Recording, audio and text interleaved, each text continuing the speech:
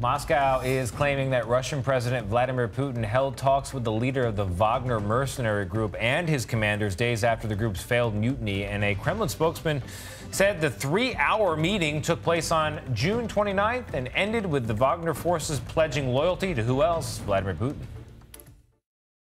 CBS News senior foreign correspondent Charlie D'Agata joins us now from Kharkiv, Ukraine, through the wonders of satellite. So we're dealing with a slight delay. We'll work through it.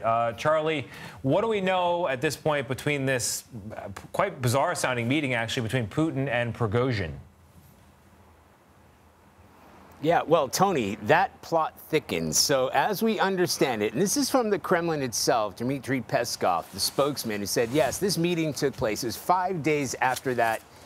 I don't know what we're going to call it, attempted mutiny, but certainly the Kremlin was calling it treachery.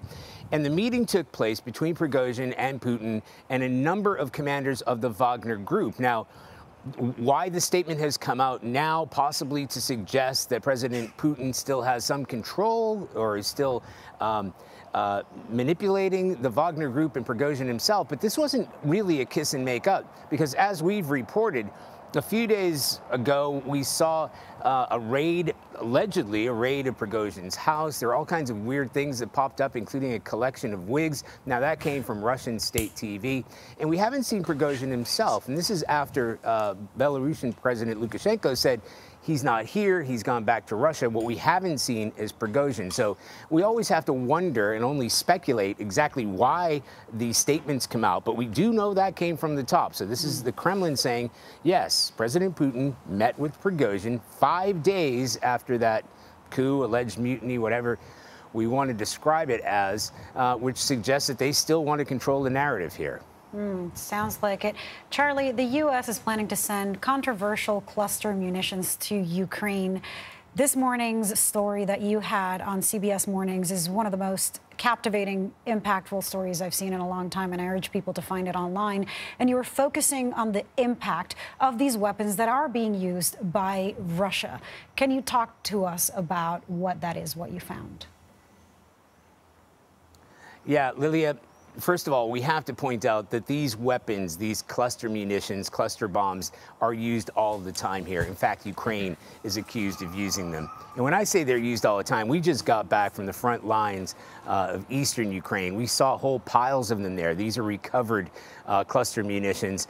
And here in Kharkiv, they're actually collecting them, the prosecutor's office, as a sort of crime against humanity, because they've been used allegedly against the civilian population. And in that report that we filed, that we saw this morning on CBS Mornings, we saw for ourselves firsthand the devastating nature on anybody, but especially a civilian population. A cluster bomb, a suspected cluster bomb, landed not far from the hospital, and the injuries were just horrific. You know, these cluster bombs come in and they open up and they eject a number of bomblets, as they're called, sort of grenades. And these are the kind of weapons that the United States has proposed to supply to Ukraine. And they just scatter over a wide area. And when they come down and when they explode, you can imagine the kind of destruction. But additionally, some of them don't explode. And they stay on the ground, and they stay in these urban areas, they stay in these populated areas for many years, even after the war has ended. And they're stumbled upon sometimes by children. And that's why a lot of human rights organizations say these aren't the kind of weapons we need here. Having said that, we spoke to local commanders on the ground saying, do you need these weapons? Absolutely they do. Partly because they've hit this impasse. They've been charging against Russian defenses. They're very effective. They're terrifying. They're anti-personnel. They can take out Russian defenses. They can take out Russian machinery, Russian equipment. So they are an effective weapon. And they can also be launched by the weapon systems that are already in place here, like the howitzers or the HIMARS. So they are an effective tool. And is any weapon a good weapon in a war? So, yes, there is a controversy, but as far as the Ukrainians are concerned, they're fighting a real enemy. They're using these weapons on their own soil is a huge argument for them and the White House. And they say that they're needed here in order to break through this impasse.